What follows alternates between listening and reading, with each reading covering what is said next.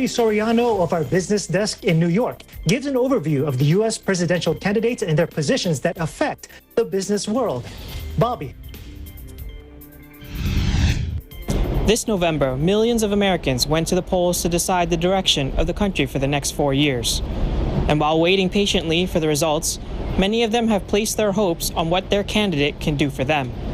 But for businesses with good management, a company can't simply rely on hope and change. They need to be prepared to navigate any scenario that would drive economic and business policy for years to come. So today, EBC brings you a look at the candidates from a business perspective and what businesses and investors will look to in a Trump re-election or a Biden presidency. Now, we could go through every industry and every sector of the economy, but we'd be here all day. So for the sake of keeping it brief, we'll look to highlight the main campaign promises for the industries that tend to see the most regulatory change between presidencies. But before we even do that, we'll look at the one issue that affects everyone, Republican, Democrat, consumer, or investor: taxes. Corporate tax policy is one of the issues that can not only have long-lasting effects on a company's bottom line, but also the revenue of the country itself.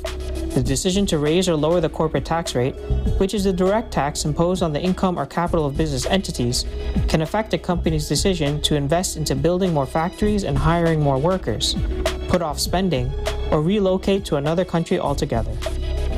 Under a Trump second term, the president has suggested that his second-term agenda would be more or less likely the same. And why change it?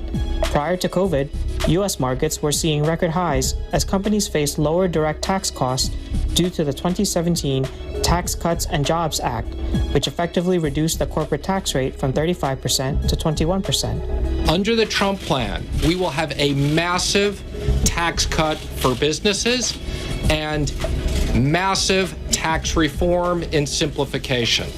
The lower taxes allowed companies to spend more on projects that created over 300,000 jobs, according to the independent nonprofit Tax Foundation, an organization dedicated to analyzing the effects of tax policy changes to the economy.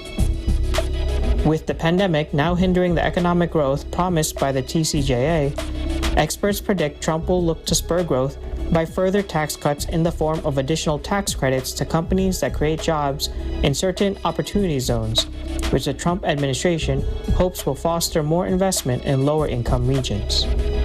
On the contrary, the Biden tax plan looks to return corporate tax rates back up to 28% and roll back tax cuts for high-income individuals and families. I'm going to raise taxes. I'm not going to raise taxes on anybody making less than $400,000. But you won't pay a penny more. But those making more than that, I'm going to ask them to finally begin to pay the fair share. I'm going to ask the big corporations and the wealthy to begin to pay. It is a hope of a Biden administration that the increases in taxes collected from corporations will be enough to support much-needed social welfare programs and direct assistance to lower-income and middle-class American citizens. But for businesses already reeling from a decrease in revenue from their COVID pandemic, they may not be able to keep current employment levels if higher taxes need to be paid. And it is projected that U.S. GDP will decrease by 1.68% if his policies are enacted. Now we take a look at an industry that the two are completely at odds with each other: healthcare. The positions of Trump and Biden on healthcare can be quite simply summed up as Trump wants less Affordable Care Act and Biden wants more. The Affordable Care Act, which is former President Obama's landmark healthcare legislation that expanded healthcare coverage to tens of millions of uninsured Americans in 2010, may no longer exist in its current form regardless of who becomes elected to the presidency, as challenges to the legality of the law will be taken up by the conservative Supreme Court next week. But certain policy positions have been born from the ACA that both candidates look to implement in one form or another that will affect businesses in the healthcare industry, namely insurance and pharmaceutical companies. If re-elected, President Trump will look to continue to make healthcare the responsibility of states, under the premise that state officials would enact healthcare laws that can serve their constituents better than any nationalized healthcare system could. And I think we're probably in that position where we'll just let Obamacare fail. We're not going to own it. I'm not going to own it. I can tell you the Republicans are not going to own it. We'll let Obamacare fail, and then the Democrats are going to come to us and they're going to say, how do we fix it? How do we fix it? Or how do we come up with a new plan? For former Vice President Biden, he would further expand ACA coverage to include people making 4 times the federal poverty level. He promised a health care plan, but never even offered his own bill as he continues to try to wipe out Obamacare in the middle of a pandemic. So how exactly would this impact businesses in the healthcare industry? Well, truthfully, neither position does. Because while the policies enacted by either candidate might adjust the individual's out-of-pocket costs, insurance and pharmaceutical companies will still continue to receive their profits either through direct payments or as subsidies enacted by the government to pay healthcare companies on behalf of patients. This, along with legal restrictions on what American citizens can do to find alternate sources of coverage, is the reason why healthcare costs continue to remain high, as the healthcare industry sees little competition outside of itself to drastically lower their premiums and healthcare costs it freely passes on to the American people.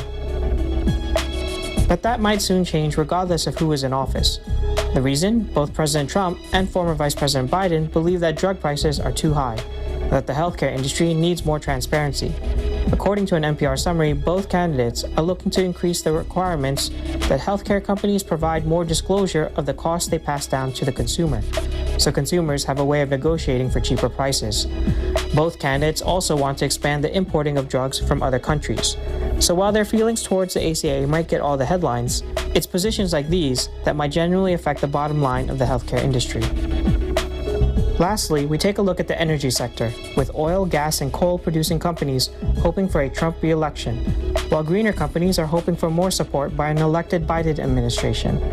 President Trump has not been shy in his denial of climate change, and believes that boosting oil and gas production will further lower energy prices for the consumer and reduce reliance on foreign energy exports.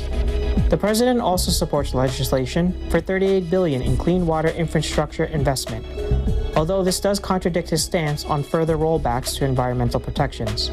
A Biden administration, on the other hand, would be all in on policies that support clean energy investment, with a promise of $2 trillion over the next 4 years dedicated to the research and development of net zero carbon emissions by 2050.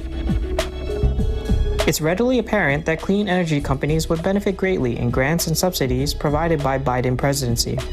But oil and gas may not necessarily experience the same euphoria under a Trump re-election. Even during President Trump's first term, the oil and gas sector has seen continued decline in value as consumer trends are beginning to embrace clean energy solutions, and they look to further see decline in usage, at least in the near term, as the pandemic continues to limit energy consumption outside of households. Now, whether it's energy, healthcare, or taxes, regardless of who wins the White House, businesses and investors will soon be able to put the uncertainty of the election behind them and focus on the uncertainty ahead of them. Reporting from New York, Bobby Soriano, Eagle News. We live in interesting times.